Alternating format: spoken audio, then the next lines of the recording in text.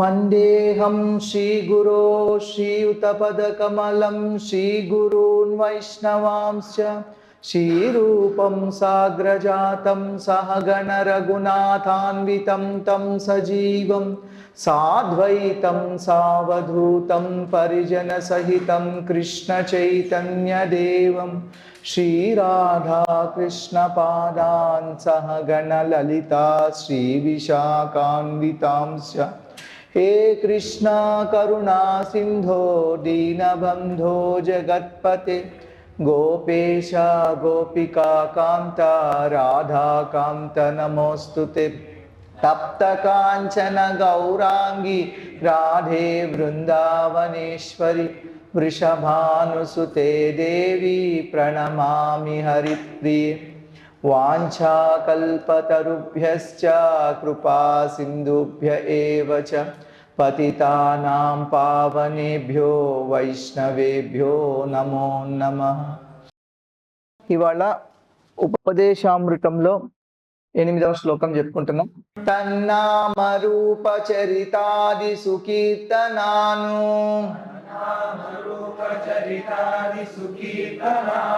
స్మృత్యో క్రమేణ రసనా మనసి నియోజ్య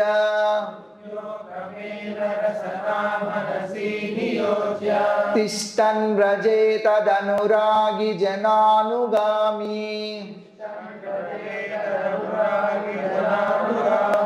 కాలం నయేద కిలమిత్యుపదేశసారం.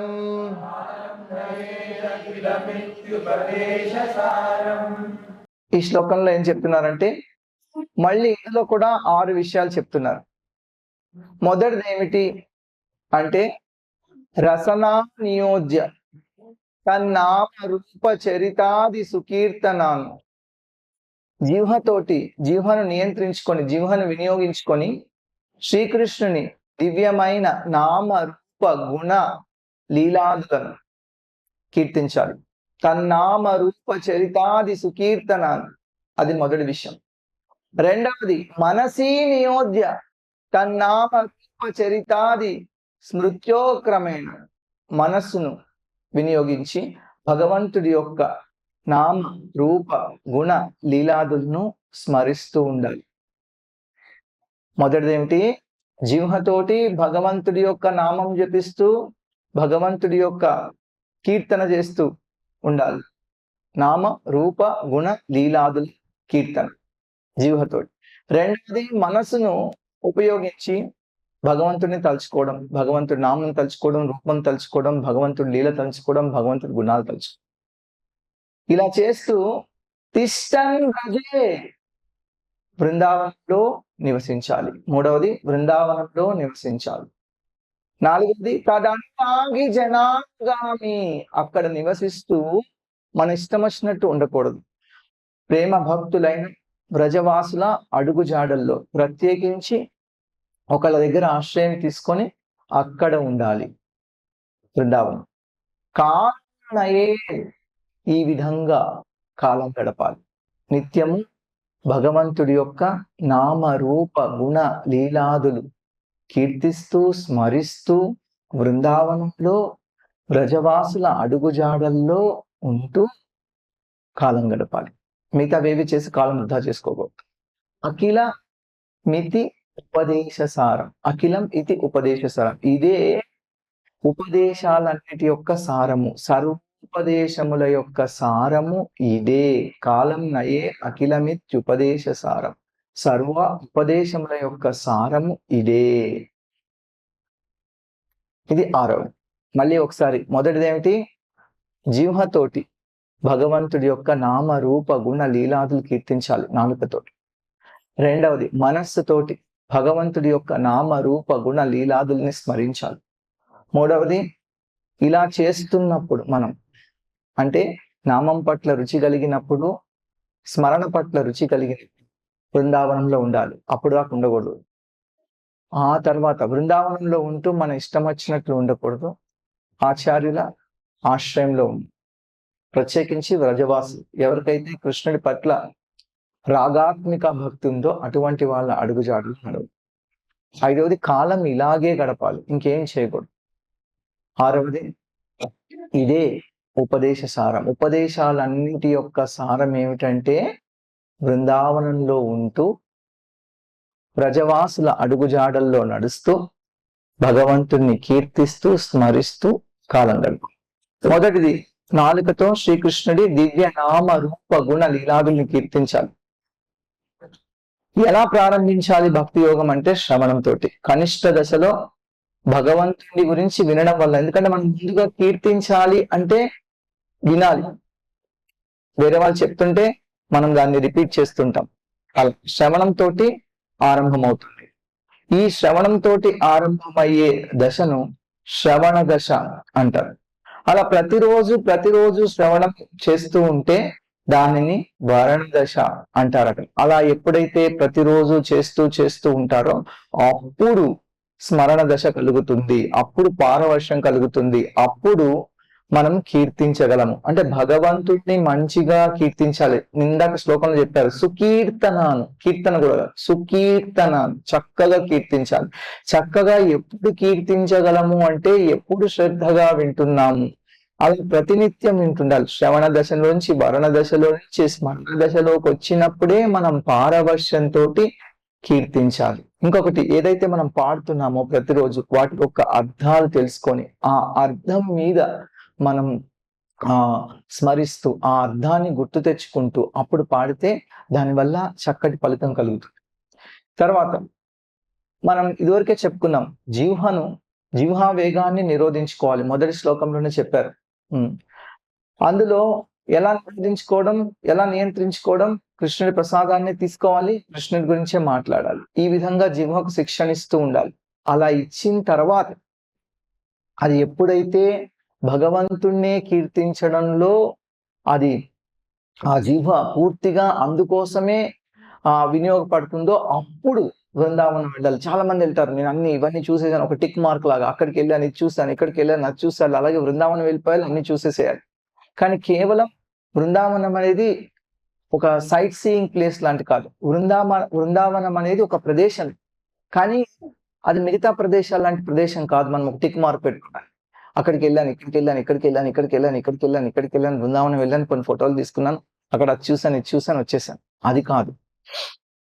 బృందావనం అనేది ఒక చైతన్యం, బృందావనం అనేది ఒక భావన. దానికి అలా ఉండాలి అంటే ఇవన్నీ చేసుకుంటూ వెళ్ళాలి. తర్వాత భౌతికమైన ఎవరైతే ఆధ్యాత్మిక పురోగతి కావాలి, బృందావనంలో ఉండాలి అనుకుంటున్నారో వాళ్ళు భౌతికమైన ఆశయాలన్నీ విడిచిపెట్టేసేయాలి. అంతేగాని ఇంకా కూడా ఏదో చేసేయాలి, అది చేసేయాలి అనేది విడిచిపెట్టాలి. భగవంతుడి యొక్క నామ రూప గుణ లీలలను పాడుతూ అలాగే వాటిని స్మరిస్తూ ఉండాలి. శిల ప్రభుపాదుల వారు మళ్ళీ ఇదే నిన్న కూడా చెప్పుకున్నాం, మళ్ళీ చెప్తున్నారు. అసలు ఇస్కాన్ ఎందుకు ప్రారంభించామంటే హరే కృష్ణ మహామంత్రాన్ని చక్కగా జపించడానికి తగిన వాతావరణం సృష్టించడానికి హరే కృష్ణ ఇస్కాన్ ఉద్యమం ప్రారంభించబడింది అని చెప్తున్నారు. కాబట్టి మన మందిరాల్లో ఎక్కడికి వచ్చినా ఇట్లా సుకీర్తన, చక్కగా కీర్తన జరుగుతూ ఉంటుంది. ఆ కీర్తనలో మనం పాల్గొనాలి. ప్రతిరోజు వింటూ భగవంతుడి గురించి మనము ఆ శ్రవణ దశ నుంచి వరణ దశ నుంచి భగవంతుడిని కీర్తిస్తూ స్మరణ దశకు చేరుకోవాలి. అప్పుడు ఎప్పుడు మనం మర్చిపోలేం. మనస్సే శత్రువు, మనస్సే మిత్రువు. ఎవరికి మనస్సు మిత్రువు, ఎవరికి మనస్సు శత్రువు అంటే ఎవరైతే మనస్సు నియంత్రించుకుంటారో వాళ్లకు మనస్సు మిత్రుడు, ఎవరైతే మనస్సు నియంత్రించుకోలేరో వాళ్లకు మనస్సు శత్రువు. మనస్సు అనేది ఒక చెత్త కుండీ లాంటిది. ఎందుకంటే ఎన్నో జన్మల్లో జరిగిన ఎన్నెన్నో విషయాలు అదే మనసులో ఉంటాయి, పనికిరానివన్నీ. మనం పనికిరానివన్నీ తీసుకెళ్లి చెత్త కుండీలో పడేస్తుంటాం కదా, మనసు కూడా అట్లాంటి చెత్త కుండీ లాంటిది అన్నమాట. ఎన్నో ఆలోచనలు ఉంటాయి. ఈ విధంగా మనసు ఎప్పుడు అలజడిగా ఉంటుంది. ఇది చాలా ప్రమాదకరం. మనం ఏదైతే జీవితాంతం గుర్తు పెట్టుకుంటున్నామో చివరి దశలో కూడా మరణించేటప్పుడు కూడా మనకు అదే గుర్తొస్తుంది. భగవంతుడిని గుర్తుపెట్టుకుంటే భగవంతుడి దగ్గరికి వెళ్తాం. ఇంకేమేమో గుర్తు పెట్టుకుంటుంటే వాటి దగ్గరికి వెళ్తాం. కాబట్టి మనకు ముఖ్యంగా వృద్ధాప్యం వచ్చినప్పుడు అనవసరమైన విషయాలు చర్చించకూడదు. వాళ్ళు ఎందుకున్నారు ఇలాగ, వీళ్ళు ఎందుకున్నారు ఇలాగా, వాళ్ళకి ఇది తెలియదు, వాళ్ళకి ఇలా విమర్శించి కూర్చుంటే ఏమవుతుంది? మీరంటారు ఏం అవ్వదు అనుకుంటారు, కానీ మళ్ళీ మానవ జన్మ రాదు. ఎందుకంటే మనం ఎవరినైతే తీవ్రంగా విమర్శిస్తున్నామో వాళ్ళ చైతన్యంతోనే కలిగి ఉంటాం. అంటే వాళ్ళ ఇంట్లో మనకు జన్మ లభించవచ్చు, లేకపోతే వాళ్ళు ఏ కుక్క అయి పుడితే మనం కూడా వాళ్ళతో పాటు ఒక కుక్క అయి పుట్టచ్చు. కాబట్టి ఇది బాగా గుర్తుపెట్టుకోవాలి. ఇంకా అయిపోయింది ఏదో అయిపోయింది, చాలా అనుభవించాం జీవితంలో. చివరి స్థితిలో కేవలం భగవంతునే గురించాలి, భగవంతునే గుర్తించాలి, భగవంతుడి గురించే మాట్లాడాలి. ఇందాక చెప్పారు భౌతిక ఆశయాలన్నీ విడిచిపెట్టేసేయాలి చెప్పి, ఇది చేయాలి, అది చేయాలి, ఇంకా అది చేయాలి, అవన్నీ పెట్టుకోకూడదు. ఇవన్నీ ఉన్నాయనుకోండి, చాలా సంబంధ బాంధవ్యాలు కుటుంబ సభ్యులతోటి, తర్వాత బంధుమిత్రులతోటి, వాళ్ళతోటి, వీళ్ళతోటి, ఇంకప్పుడు భక్తి యోగాన్ని తీవ్రంగా పరిగణించడం చాలా కష్టం. ఈ స్మరణం అని చెప్పారు కదా, మనస్సు స్మరించుకునేటట్లు చేయాలి. ఈ స్మరణం అనేది 5 సోపానాలు ఉన్నాయని చెప్తున్నారు. దాంట్లో 5 లెవెల్స్ ఉన్నాయి. మొదటి స్మరణం అంటే భగవంతుని గుర్తు తెచ్చుకోవడం. మనం గుర్తు తెచ్చుకుంటాం, మళ్ళీ మర్చిపోతాం వెంటనే. ఇప్పుడు దేవుడి ముందుకు వస్తాం, దేవుడిని గుర్తు తెచ్చుకుంటాం. ఒక్కొక్కసారి ఆ మందిరం బయట నుంచి వెళ్తున్నప్పుడు దేవుడు లోపల ఉన్నాడు, మందిరం మూసేసింది, దేవుడు నన్ను గుర్తు తెచ్చుకుంటాం ఒక క్షణం, మళ్ళీ వెంటనే మర్చిపోతాం. అంటే ఆ స్మరణమే, కానీ దానికి ఆటంకం ఉంది. అదే మళ్ళీ మళ్ళీ మళ్ళీ మళ్ళీ భగవంతుని గుర్తు తెచ్చుకోవడానికి ప్రయత్నించడం, దాన్ని మననం అంటారు. ముందు స్మరణం, ఆ స్మరణం మళ్ళీ మళ్ళీ చేస్తుంటే మననం. ఈ స్మరణము మననము ఇవి గనక నిరాటంకంగా చేస్తుంటే, అంటే మనం చాలాసేపు కూడా భగవంతుడినే తలుచుకుంటూ ఉంటే ఆటంకం లేకుండా, అది ధ్యానం. ధ్యానం అంటుంటారు కదా, స్మరణం నిరాటంకంగా కొనసాగితే అది ధ్యానం. ఆ ధ్యానం తీవ్రమైతే అది అనుస్మరణ.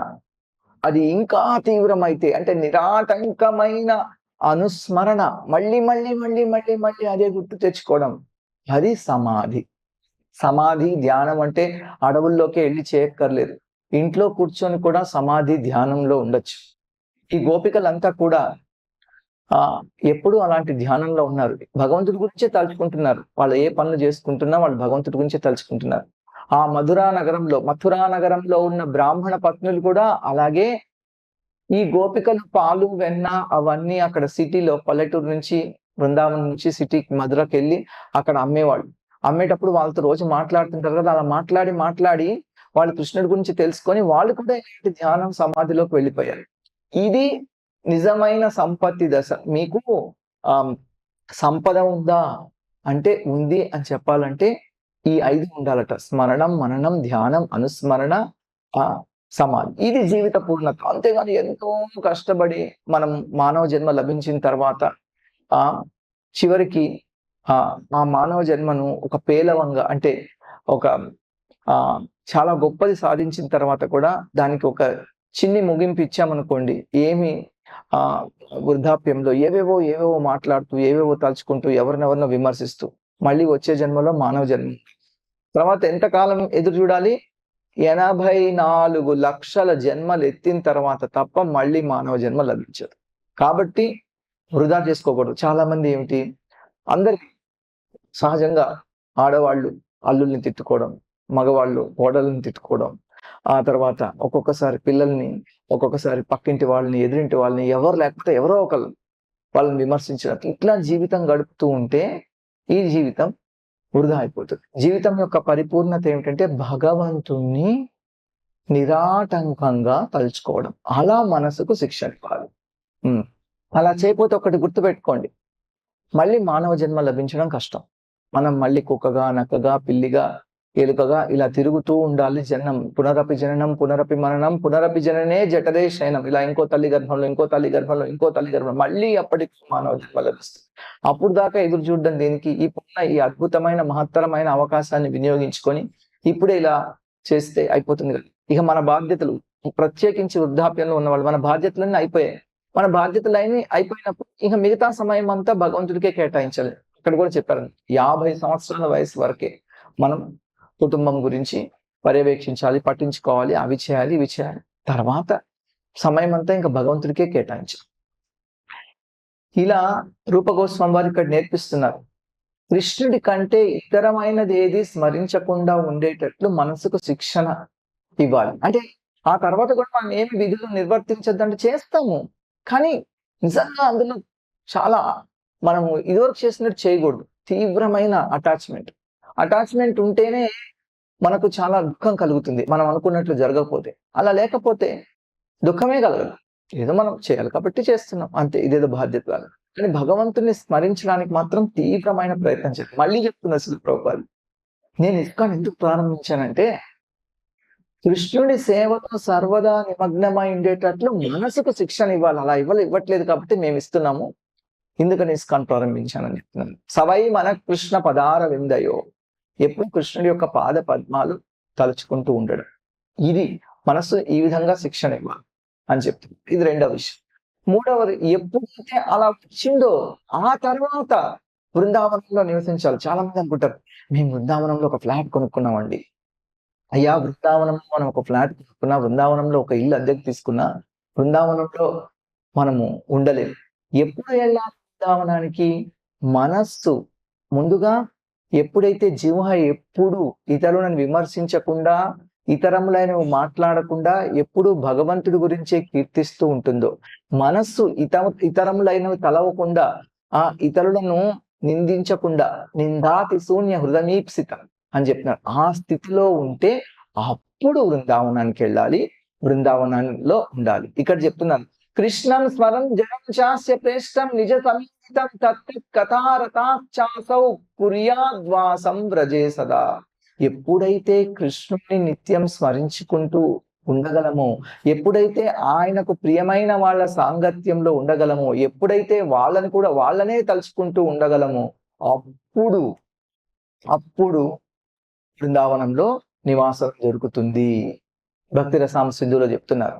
చూడండి, కుంతీదేవి పిల్లలు మంచివాళ్ళు, గొప్పవాళ్ళు, పాండవులు, అయినా కానీ ఇంకేమనుకుంది, వద్దు, నేను వీళ్ళని తలుచుకోకూడదు, ఇంకా వీళ్ళ గురించి నాకు అనవసరం, పుట్టింటి వాళ్ళ గురించి వద్దు, అత్తింటి వాళ్ళ గురించి వద్దు, నా పిల్లల గురించి కూడా వద్దు. నేను ఏ విధంగా అయితే గంగ సముద్రంలోకి మాత్రమే వెళ్తుందో ఆ విధంగా నేను నిన్నే తలుచుకోవాలి, ఇలా నన్ను అనుగ్రహించమని కృష్ణుని ప్రార్థిస్తున్నాను. చెడ్డవాళ్ళైతే విమర్శిస్తారు, మంచి వాళ్ళు నా పిల్లలని చెప్పి వాళ్ళని పొగుడుతూ కూర్చొని కూడా సమయం వృధా చేసుకోకూడదు. అప్పుడు కూడా భగవంతునే తలుచుకోవాలి. ఒక స్థితికి వచ్చిన తర్వాత వదిలిపెట్టేశారు. సేవా సాధక రూపేణ సిద్ధ రూపేణ చాత్రహి తద్భావ లిప్సునా కార్య వ్రజలోకానుసార్త. అయ్యా, నువ్వు ఇంకా సాధకుడిగా అయినా కూడా ఇలాగే చేయాలి. నువ్వు సిద్ధి పొందాక అప్పుడు కూడా బృందావనంలో, అంటే అప్పుడు కూడా కీర్తన స్మరణ చేస్తూనే ఉండాలి. ఆ తర్వాత ఎవరైతే భావంతో ఉన్నారో, భగవంతుడి పట్ల ప్రేమ భక్తి కలిగిన వాళ్ళు, అటువంటి వాళ్ళతోనే నివసించాలి. అప్పుడే బృందావనంలో నివసించాలి. ప్రత్యేకించి నూతన భక్తులకి ఏం చెప్తున్నారంటే, వాళ్ళు శాస్త్రంలో చెప్పిన నియమ నిబంధనలను ఖచ్చితంగా పాటించాలి. అట్లా పాటిస్తూ ఉంటేనే అప్పుడు ఇవన్నీ కృష్ణుడి పట్ల, కృష్ణుడి నామం పట్ల, కృష్ణుడి గుణ లీల రూపాదుల పట్ల ఆసక్తి కలుగుతుంది. అందుకే చెప్పారు, ముందుగానే చెప్పేశారు అవి రెండు. ఏ ఆరు చేయకూడదయ్యా? అత్యాహార ప్రయాసశ్చ ప్రజల్పో నియమాగ్రహ జనసంఘశ్చ లౌల్యంచ షడ్భిర్భక్తిర్ జ్ఞశతి. ఆరు చేయకూడదు, భక్తి నాశనం చేస్తాయి. అత్యాహారం, కావలసిన దానికంటే ఎక్కువ తినడం, సంపాదించడం. ప్రయాస, విపరీతమైన ప్రయాస పడి పనులు చేయడం. ప్రజల్పం, అనవసరంగా పిచ్చివాగుడు వాడడం.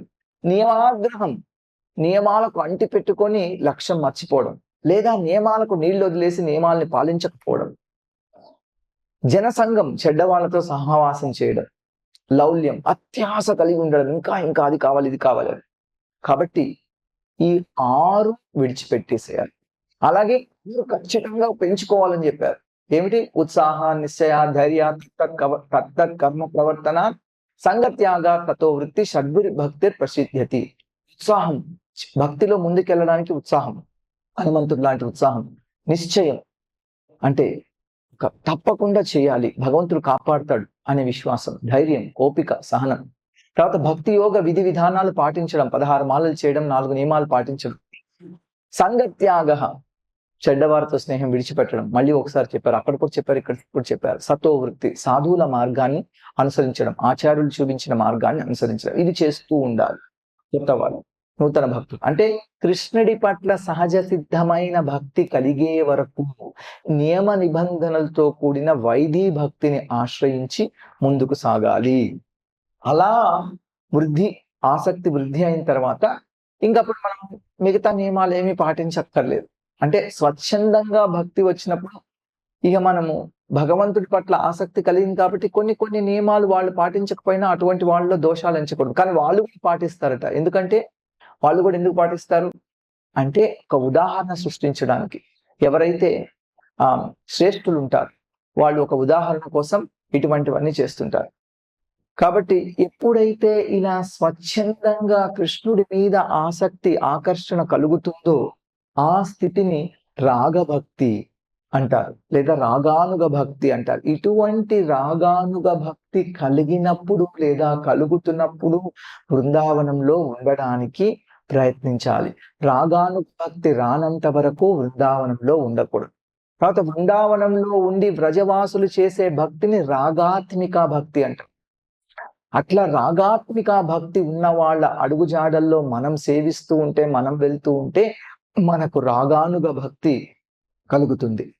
కాబట్టి రాగానుగ భక్తులు బృందావనంలో ఉంటూ రాగాత్మిక భక్తులు అడుగుజాడల్లో నడవాలి. రాగాత్మిక భక్తులు అంటే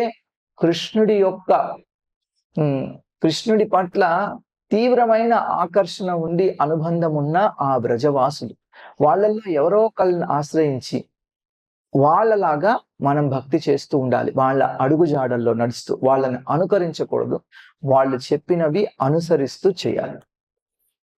నాలుగవది, ఇలా బృందావనం ఉంటున్నారు, ఉంటూ ఏం చేయాలి? ప్రేమ భక్తులైన వ్రజవాసుల అడుగుజాడలను, రాగాత్మిక భక్తుల అడుగుజాడలను అనుసరించాలి. అప్పుడే చెప్తున్నాం, రాగానుగ భక్తి ఉంటే కానీ వెళ్ళాలి. ఆ రాగానుగ భక్తి ఉంటే రాగాత్మిక భక్తుల్ని మనం సేవిస్తూ ఉండాలి.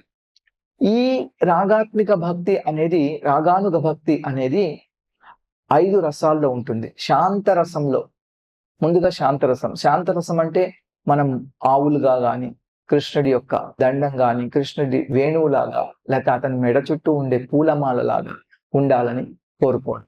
అంటే వాళ్ళందరూ కూడా వ్రజవాసులే, వాళ్ళందరూ కూడా కృష్ణుని యొక్క సహచరులే. వాళ్ళగా ఉండాలి అని ఆ రాగాత్మిక భక్తుల్ని మనం గనక అనుసరిస్తూ ఉంటే మనకు ఈ శాంతరసం కలుగుతుంది. అలాగే దాస్యరసంలో ఉన్న వాళ్ళు, కృష్ణుడి యొక్క సేవకులైన చిత్రకుడు, పత్రకుడు, రక్తకుడు అనే సేవకుల అడుగుజాడల్లో వాళ్ళలాగా మనం భగవంతుడిని సేవిస్తుంటే, భగవంతుని ఒక ప్రభువుగా మనం దాసుడిగా వాళ్ళని సేవిస్తూ ఉంటే దాస్యరసం కలుగుతుంది. అలాగే సఖ్యరసంలో ఉండాలంటే బలదేవునిలాగా, శ్రీరాముడు సుధాములాగా భగవంతుణ్ణి స్నేహభావంతో సేవించాలి. తర్వాత యశోదలాగా, నంద మహారాజులాగా మనము వాత్సల్యంతో సేవిస్తే అప్పుడు మనకు వాత్సల్య భావం కలుగుతుంది. అటువంటి ఏ రాగాత్మిక భక్తుల్ని మనం ఆశ్రయించి మనం భగవంతుడిని సేవిస్తామో వాళ్ళకు భగవంతుడి పట్ల ఉన్న భావము, రసం మనకు కూడా కలుగుతుంది.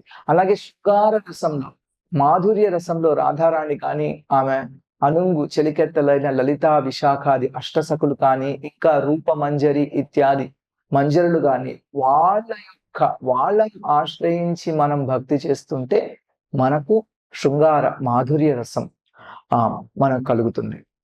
కాబట్టి భక్తుడు బృందావనంలో శ్రీకృష్ణుని నిత్య సహచరులలో ఎవరో ఒకరిని ఆదర్శంగా తీసుకొని వాళ్ళ భావంతో మనము మన భావాన్ని పెంపొందించుకుంటూ వాళ్ళ అడుగుజాడల్లో నడిస్తే వాళ్ళ భగవంతుడి పట్ల ఏ రసంలో ఏ భావంలో ఉన్నారో మనకు అదే రసం అదే భావం కలుగుతాయి.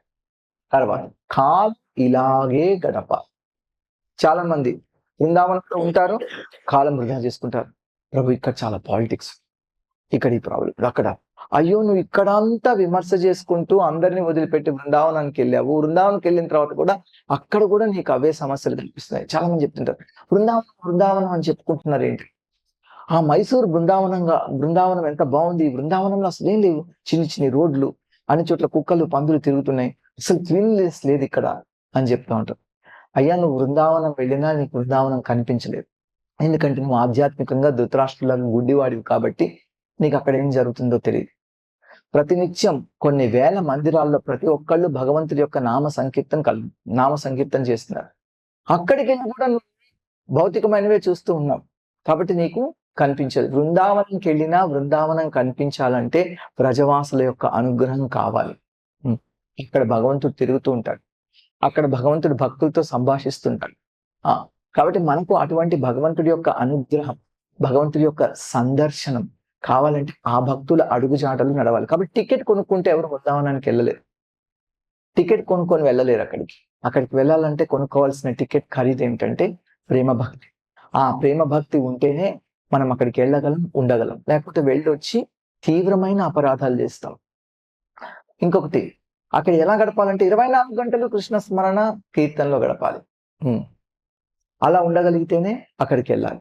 అక్కడ బృందావన మందిరంలో కొంతమంది భక్తులు ఈ 24 గంటల కీర్తనలు ఏదో కొంచెం సేపు విశ్రాంతి తీసుకుంటారు, కానీ 24 గంటల కీర్తనలో అలా ఎలా ఉంటారండి? 8 గంటలు కనీసం నిద్ర ఉండాలి కదా వృద్ధాప్యంలో. ఆ తర్వాత ఇంకా డే టైంలో కూడా పగలు కూడా కొంచెం సేపు విశ్రాంతి తీసుకోవాలి కదా. లేదు, కృష్ణుడి భక్తులు చాలా మంది అటువంటి ఏం లేదు. శిలా ప్రభుపాదుల వారి పెద్ద ఉదాహరణ. ఆయన కేవలం 2 గంటలు మాత్రమే నిద్రించేవాళ్ళు.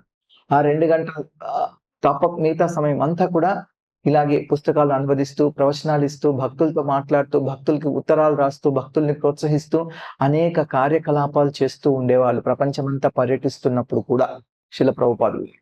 కాబట్టి అటువంటి చైతన్యం తప్పకుండా వస్తుందని మహాపురుషుల్ని చూసి అర్థం చేసుకోవచ్చు. కాబట్టి ఇదేదో సాధ్యం కాని విషయం అనుకోకూడదు. మనం ఇలా ప్రయత్నిస్తుంటే నిద్రపోతున్నప్పుడు నిద్రలో కూడా భగవంతుడే గుర్తొస్తాడు. చూడండి, ఒక్కొక్కసారి మన ఇంట్లో పెళ్లి ఉంది, లేకపోతే మన అమ్మాయికి మనం పెళ్లి చేస్తున్నాం, ఇంకోటి చేస్తున్నాం, మనం పడుకున్నా కానీ నిద్రలో అదే గుర్తొస్తూ ఉంటుంది. ఎందుకు అదే గుర్తొస్తూ ఉంటుంది? ఎందుకంటే మనం దాన్నే తలుచుకుంటున్నాం కాబట్టి. అలాగే భగవంతుని తలుచుకుంటున్నాం అనుకోండి, నిద్రలో భగవంతుడే వస్తాడు. ఆ విధంగా 24 గంటలనే సాధ్యమే, మనం సాధ్యం కాదనుకుంటాం. ఈ గోపికలు బృందావనంలో అలా ఉన్నారు. వాళ్ళు ఏం చేస్తున్నారు? పాలు కాగబెడుతున్నారు, పెరుగు చిలుకుతున్నారు, వెన్న అమ్ముతున్నారు, ఆ తర్వాత మిగతా కార్యక్రమాలు ఏవో చేస్తున్నారు, పిల్లలకు స్నానం చేపిస్తున్నారు, భర్తను సేవిస్తున్నారు. కానీ మనసంతా ఎప్పుడు కృష్ణుడి మీదే ఉంది. ఈ విధంగా ఒక గోపిక, ఒక బ్రాహ్మణ పత్ని ఈ కృష్ణుడు బలరాముడు వీళ్ళు వచ్చారని చెప్పి గోపబాలుడు వెళ్ళి, అయ్యా వాళ్ళకి ఆకలేస్తుంది, కృష్ణుడికి బలరాముడికి అన్నం పెట్టమంటే ఆ వేద పండితులు యజ్ఞం చేస్తూ యజ్ఞంలో భగవంతుడి కోసం నివేదించాలనుకున్న వాళ్ళు ఏం చేశారు? లేదు ఇప్పుడే కాదు, మేము యజ్ఞం చేస్తున్నాం, ఇప్పుడు మేము యజ్ఞం అయిపోయిన తర్వాత కనిపించండి, మేము ప్రసాదం మిగిలితే పెడతామని పంపించేశారు. ఆ తర్వాత ఆ బ్రాహ్మణ పత్నులను అడిగారు వీళ్ళెళ్ళి, వాళ్ళు అప్పటికప్పుడే యజ్ఞం కోసం చేస్తున్నామని కూడా తీసుకొని కృష్ణుడి దగ్గరికి వెళ్ళిపోయారు. ఇలా వెళ్ళిపోతుంటే ఒక ఆవిడ్ని వాళ్ళ ఆయన రూమ్ లో పెట్టి తాళం వేశారు. వెళ్ళకు. ఆవిడ అక్కడ వీళ్ళిద్దరు వెళ్ళారు, ఆవిడ వెళ్ళలేదు.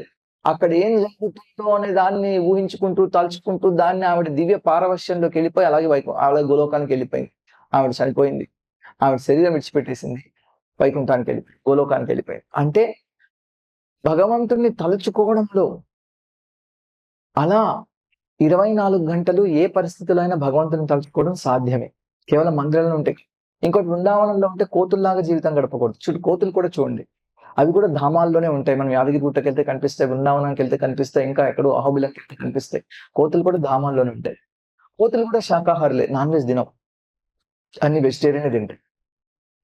కోతులు కూడా మనకు సరళ జీవనం గడుపుతున్నట్టే ఉంటాయి. వాటికి పెద్ద రిక్వైర్మెంట్స్ ఏమి. కానీ కోతులే. మనం బృందావనంలోకి వెళ్ళి మనము సరైన జీవితం గడపకపోతే ఆధ్యాత్మిక జీవితం కోతుల్లాగా ఉంటారు. శిల ప్రభుపాదులు వారు చెప్తారు, ఈ కోతులన్నీ ఎవరు అనుకున్నారు? ఈ కోతులన్నీ కూడా పూర్వజన్మలో ఇక్కడ ఉండి బృందావనం సరిగ్గా భక్తి చేయని వాళ్ళందరూ ఇప్పుడు కోతులు అయిపోయారు. ఇక్కడ బృందావనంకి వచ్చారు కాబట్టి కృష్ణుడు వాళ్ళని మళ్ళీ పంపించలేదు, కాబట్టి సరిగ్గా భక్తి చేయలేదు కాబట్టి ఇప్పుడు కోతుల్లాగా అయిపోయారు. అలా భక్తుల్ని ఇబ్బంది పెట్టుకుంటారు, కళ్ళజోడు తీసుకుంటుంటారు, తర్వాత అన్ని లాక్కుంటుంటారు కోతులు. అత్యుత్తమమైన అవకాశం వృధా చేసుకో. మానవ జన్మ మనకు లభించింది. మానవ జన్మ లభించిన తర్వాత భగవంతుని తెలుసుకోవాలని జిజ్ఞాస కలిగింది. భగవంతుని తెలుసుకోవాలని జిజ్ఞాస కలిగిన తర్వాత శిల ప్రభుపాదులు లాంటి వారి ఆచార్యులు మనం ఆశ్రయించాం. ఇంకా భారత భూమిలో జన్మించాం. ఇంకా భక్తుల సాంగత్యంలో మనం మన భక్తిని వృద్ధి చేసుకున్నాం. ఇన్ని లభించిన తర్వాత కూడా ఇంకా ఆ జన్మను మనము చరితార్థం చేసుకోకపోతే, జన్మను ధన్యం చేసుకోకపోతే, అటువంటి జన్మ బూడిదలో పోసిన పన్నీరు, అడవిగాచిన వెన్నెల, అది వృధా, పూజకు పనికిరాని పువ్వు అంటారు కదా, అలా అయిపోతుంది. కాబట్టి ఈ జన్మలోనే కృష్ణుని పొందాలని తీవ్రమైన ప్రయత్నం చేస్తుంది. ఎందుకంటే ఇది గుర్తుపెట్టుకోండి, మనం ఏం మాట్లాడుతున్నాం. చాలా మంది అనవసరంగా కాలం గడుపుతుంటారు. వాళ్ళు ఇలా చేస్తున్నారు, వీళ్ళు ఇలా చేస్తున్నారు, అక్కడ ఏమైంది, ఇక్కడ ఏమైంది. ఇక ఒక స్టేజ్కి వెళ్ళిన తర్వాత అన్ని డీటెయిల్స్ కనుక్కోకూడదు. జరుగుతుందా? జరుగుతుంది. మనం దేని గురించి మాట్లాడాలి? దీని గురించి మాట్లాడాలి. ఇక మన వ్యవహారాలన్నీ కూడా మనం ముగించుకోకపోతే వృద్ధాప్యం వచ్చినప్పుడు చివరి నిండు దానివల్ల ఇంకా ఎక్కువ సమస్యలే వస్తాయి. ఇప్పుడు కూతుళ్ళకి పెళ్లిళ్ళు చేయాలనుకోండి. కూతుళ్ళకి పెళ్లిళ్ళు అయిపోయిన తర్వాత మన వాళ్ళు ఉంటారు, వాళ్ళకి పెళ్లి చేయాలి, ఎప్పుడు వాళ్ళ గురించి మాట్లాడు. కొంతమంది వాళ్ళ గురించి అయిపోయిన వాళ్ళు ఉంటారు, ఇంకా వాళ్ళ పిల్లల గురించి మాట్లాడుతూ ఉంటారు. ఇక ఎప్పటికీ మనం భగవంతుడినే తలుచుకునేది, ఇంకా ఇంకా ఇంకా ఇంకా అది చేసేయాలి, ఇది చేసేయాలి, చేసేయాలని వదిలిపెట్టేసి ప్రతి దాన్ని అన్ని వివరాలు అడగద్దాన్ని. ఎలా జరిగేది అలా జరుగుతుంది అంతే. మనము మన యొక్క కృష్ణ చైతన్యాన్ని మనం వృద్ధి చేసుకోవాలి. ఇప్పుడు ఎంతకాలం మిగిలిందో తెలియదు మనందరికీ. నిజానికి ఎవరు వృద్ధుడు అనే ప్రశ్నకి ఒక జవాబు చెప్తున్నారు శాస్త్రంలో. వృద్ధుడు అంటే 70 ఏళ్ల వాళ్ళు, 80 ఏళ్ల వాళ్ళు వృద్ధుడు అనుకుంటాం. కాదు. నీ వృద్ధాప్యం ఎలా తెలుస్తుందంటే, నువ్వు చావుకి ఎంత దగ్గరలో ఉన్నావో దాన్ని బట్టి వృద్ధాప్యం తెలుస్తుంది. కొంతమంది ఈ వయసులో చనిపోవచ్చు. నాకంటే చిన్నవాళ్ళు ఎంతమంది చనిపోయారు. తర్వాత ఇంకా ఒక్కోసారి మనం చూస్తుంటాం, చిన్నపిల్లలు చనిపోతున్నారు. కాబట్టి ఎవరు వృద్ధులు అంటే చావుకి ఎంత దగ్గరలో ఉన్నారో దాన్ని బట్టి మన వృద్ధాప్యం నిర్ణయించబడుతుంది. కాబట్టి మన అందరం వృద్ధులమే కావచ్చు. ఎందుకంటే మనకు తెలియదు ఎప్పుడు మన సమయం వస్తుంది. కాబట్టి ఎప్పుడూ భగవంతుణ్ణి గుర్తు తెచ్చుకుంటూనే కాలం గడపాలి. ప్రత్యేకించి ఇతరులను విమర్శించడం మానుకోవాలి. ఇప్పుడు ఇదే ఉపదేశ సారం. 6వది ఏమిటేమిటి? సర్వోపదేశ సారాంశం ఏమిటంటే, జీవను క్రమంగా భగవంతుడి దివ్య నామ రూప గుణ లీలాదుల్ని కీర్తించడంలో వినియోగించాలి. తర్వాత మనస్సుని భగవంతుడి యొక్క దివ్య నామ రూప గుణ లీలాదుల్ని స్మరించడంలో వినియోగించాలి. వ్రజధామంలో నివసించాలి. భక్తుల సాంగత్యంలో, ఎవరికైతే భక్తియుత సేవ పట్ల గాఢమైన ఆసక్తి ఉందో అటువంటి ప్రియ భక్తుల అడుగుజాడల్లో నివసించాలి. 24 గంటలు ఇదే విధంగా కాలం గడపాలి. ఇదే ఉపదేశ సారము. బృందావనంలో ఉంటూ రాగాత్మిక భక్తుల అడుగుజాడల్లో నడుస్తూ రాగానుగ భక్తి చేయడమే ఉపదేశ సారము. మరి ఈ పుస్తకానికి ఉపదేశ అమృతము అని పేరు పెట్టారు. ఇప్పుడు మీరేమో ఉపదేశ సారము అని చెప్తున్నారు. అయ్యా, ఈ 8 శ్లోకాలు చేస్తే చాలు. 8 శ్లోకాలు చెప్పిన ఇది ఉపదేశ సారం. కానీ ఇంకా ముందుకు వెళ్ళాలనుకున్న వాళ్ళకి ఆ 3 చివర్లో చెప్పారు ఉపదేశామృతం అని. అక్కడ ఏం చెప్తారంటే, బృందావనం కంటే గొప్పది గోవర్ధన పర్వతం ఉంది. ఆ గోవర్ధన పర్వతం కంటే గొప్పది రాధాకుండం ఉంది. ఆ రాధాకుండంలో నివసించి రాధారాణిని ఆశ్రయించి అక్కడే స్నానం చేస్తూ, అక్కడే ఉంటూ, అక్కడే జీవితం గడపమని చెప్తున్నారు. అది చేసినా చేయకపోయినా మనం పర్వాలేదు. ఇంతవరకు చేస్తే జీవితం ధన్యమైనట్టే. శిల ప్రభుపాదులు నిజానికి ఇక్కడి వరకే చెప్పారు మనకి. హరే కృష్ణ.